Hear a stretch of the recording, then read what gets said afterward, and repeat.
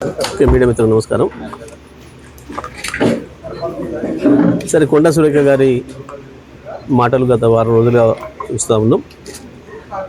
వారి మానసిక స్థితి విషయంలో అనుమానం వచ్చే విధంగా ఉన్నాయి ఆ మాటలన్నీ కూడా. ఒక మంత్రిగా అటువంటి మాటలు మాట్లాడతారు అని చెప్పి ఎవరు కూడా ఊహించారు. బహుశా అయితే ఆమెకు మంత్రి స్థాయి లేకుండా పెద్ద పదవి వచ్చిందని అనుకోవాలి, లేదా ఆమె మానసిక స్థాయి విషయంలో వాళ్ళ కుటుంబ సభ్యులు ఒకసారి ఆలోచన చేసుకోవాలి. ఈ మొత్తం ఎపిసోడ్ విషయానికి వస్తే ఇప్పటివరకు అసలు కేటీఆర్ అనబడే నాయకుడు ఈ ఎపిసోడ్లో ఎక్కడ కూడా లేడు. వాస్తవానికి కేటీఆర్ గారు బహుశా ఈ 3-4 నెలల్లో ఎప్పుడు కూడా కొండా సురేఖ గారి పేరు ఉచ్చరించినట్టు కూడా నేను ఇక్కడ వినలే. ఆమె పేరు కూడా ఎన్నడూ ఉచ్చరించలేదు.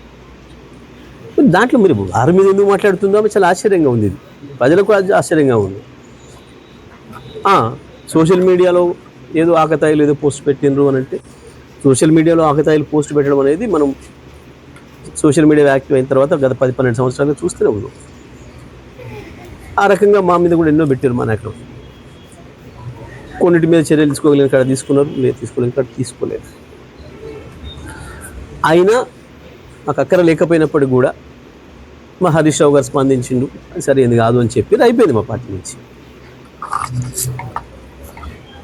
కానీ ఇది స్పష్టంగా కొండా సురేఖ గారిది కాదు, ఇది వాళ్ళ నాయకుడు రేవంత్ రెడ్డి. ఎందుకంటే ఇటువంటి భాష వాడటం, ఈ రకంగా కుటుంబాన్ని నాశనం చేయడం అనే దుర్మార్గమైన పని తెలంగాణలో గతంలో ఎప్పుడూ లేదు. కేవలం రేవంత్ రెడ్డి పిసిసి అధ్యక్షుడైన తర్వాత మాత్రమే ప్రారంభమైంది.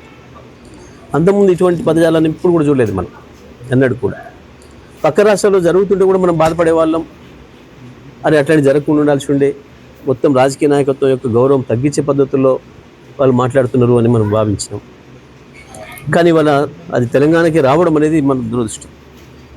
ఇది రాజకీయ నాయకులు అందరూ కూడా సిగ్గుచేటు.